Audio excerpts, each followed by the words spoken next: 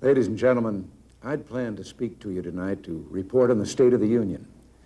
But the events of earlier today have led me to change those plans.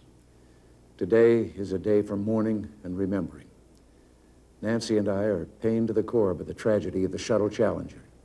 We know we share this pain with all of the people of our country. This is truly a national loss. 19 years ago, almost to the day, we lost 3 astronauts in a terrible accident on the ground. But we've never lost an astronaut in flight. We've never had a tragedy like this. And perhaps we've forgotten the courage it took for the crew of the shuttle. But they, the Challenger 7, were aware of the dangers, but overcame them and did their jobs brilliantly. We mourn 7 heroes: Michael Smith, Dick Scobie, Judith Resnick, Ronald McNair, Ellison Onizuka, Gregory Jarvis, and Krista McAuliffe. We mourn their loss as a nation together. The families of the 7, we cannot bear, as you do, the full impact of this tragedy. But we feel the loss, and we're thinking about you so very much. Your loved ones were daring and brave, and they had that special grace, that special spirit that says, "Give me a challenge, and I'll meet it with joy." They had a hunger to explore the universe and discover its truths. They wished to serve, and they did. They served all of us. We've grown used to wonders in this century. It's hard to dazzle us. But for 25 years, the United States space program has been doing just that. We've grown used to the idea of space, and perhaps we forget that we've only just begun. We're still pioneers. They, the members of the Challenger crew, were pioneers. And I want to say something to the school children of America who were watching the live coverage of the shuttle's takeoff.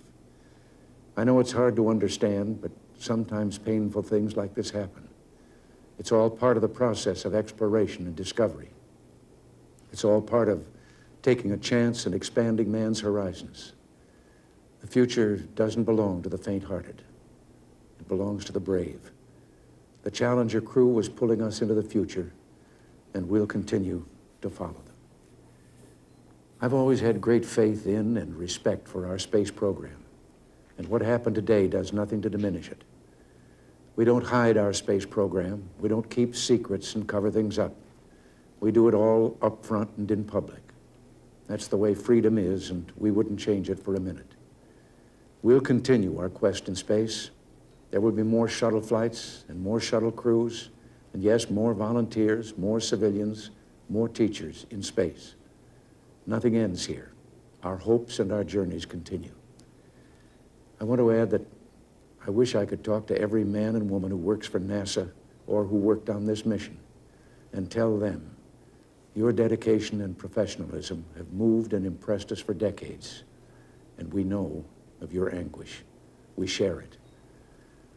There's a coincidence today. On this day, 390 years ago, the great explorer Sir Francis Drake died aboard ship off the coast of Panama.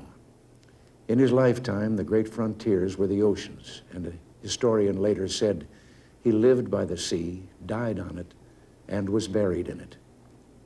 Well, today, we can say of the Challenger crew, their dedication was, like Drake's, complete. The crew of the Space Shuttle Challenger honored us for the manner in which they lived their lives. We will never forget them, nor the last time we saw them this morning, as they prepared for their journey and waved goodbye and slipped the surly bonds of earth to touch the face of God. Thank you.